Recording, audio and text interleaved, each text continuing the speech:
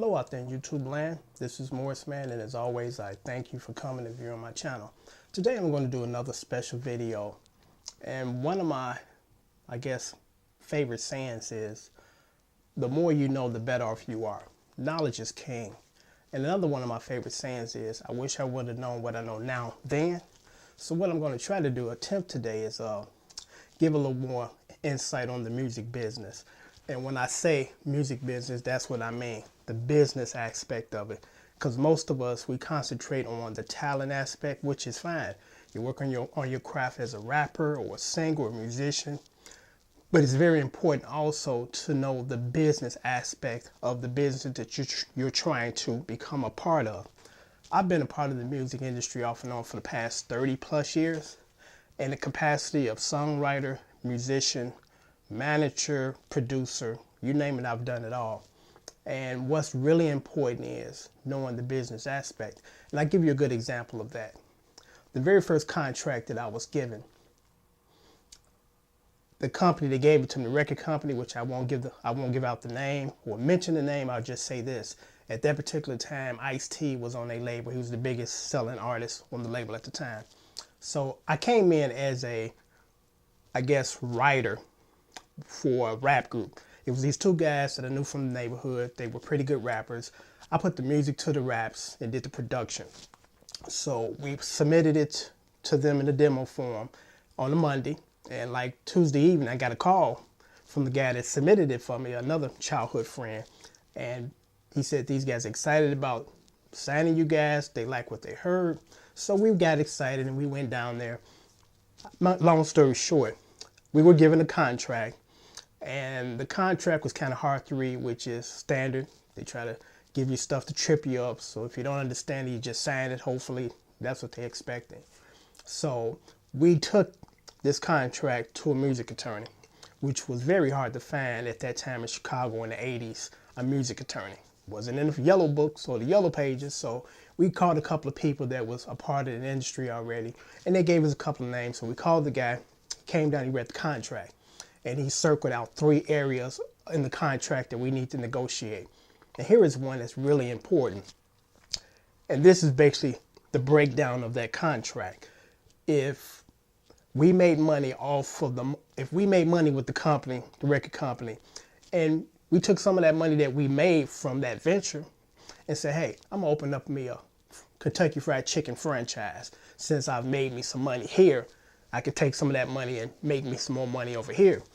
According to the contract, any original money that's made and that's used to generate more money from another venture, they get a percentage of that. Meaning that if I open up my Kentucky Fried Chicken franchise, that money came from the original money, and they were entitled to a part of that, which was outrageous and just unbelievable. But they put that in the contract. There was another stipulation in the contract that they took out a large sum of money on us as far as insurance. And what I didn't know then, and I found out later, is sometimes you're worth more dead than alive. And I'm gonna leave it at that. You know, I'm not gonna go into the aspect of why that was done. But that's just an example of really read your contract. If you don't understand it, take it to a music attorney, because anything that you sign, a legal document, it becomes a legal document. And if you get screwed as a result of that, still, you signed it and it becomes legal. And you have to honor that contract. If you break it, they can sue you. So it's really important that you read a contract that you're given. Here is another example. You know, you sit at home, you're a young guy, you're inspired about what you see on TV, you're watching this music video, say, man, I want to become a rapper or a singer like that. You know, I want to have these lavish videos where these beautiful women are in it. I'm driving up in the Benz, I'm walking in slow motion, I'm looking cool. I want to do all that. Here's the thing with that. Once you sign on to be an artist, those videos that you see, they can cost anywhere from $20,000 to $50,000 or more. The Michael Jackson's Thriller video cost over $2 million, but Michael Jackson was Michael Jackson. But here's the thing with the videos. The money that is spent on those videos is a loan to you. The record company will give you X amount of money to go into the recording studio to put together your your songs.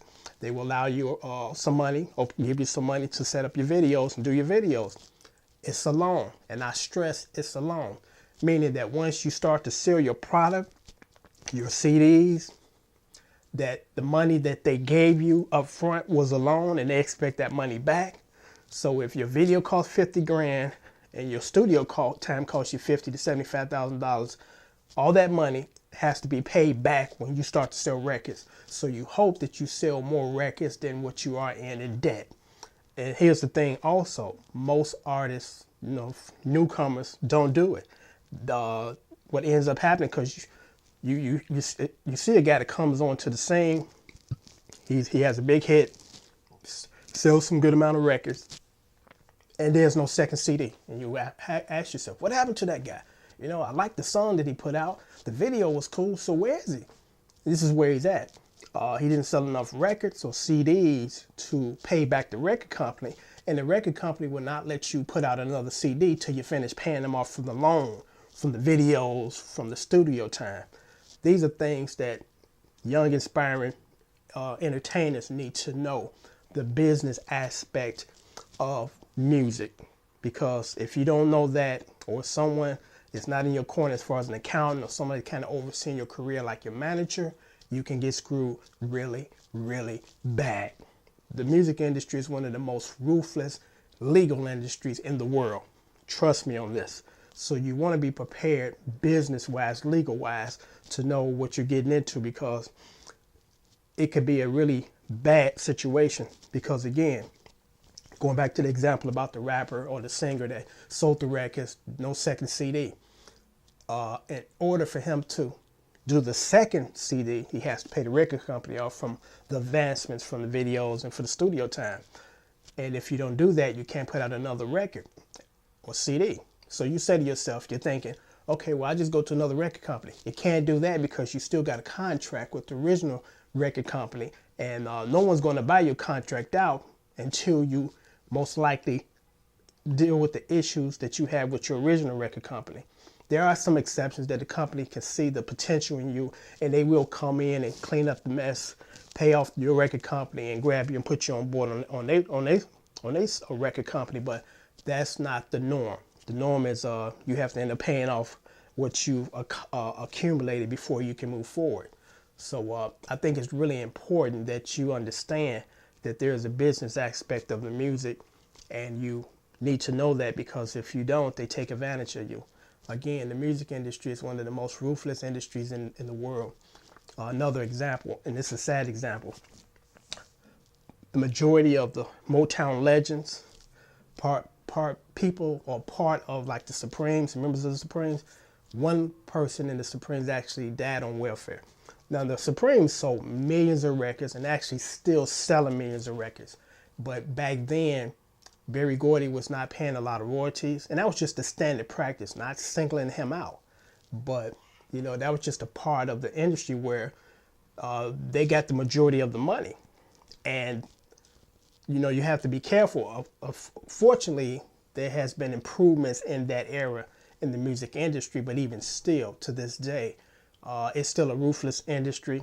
You have to know the business aspect, and you have to really be, prepared to deal with those types of situations. And I'm going to wrap this video up because I can actually talk on this for like an hour or so.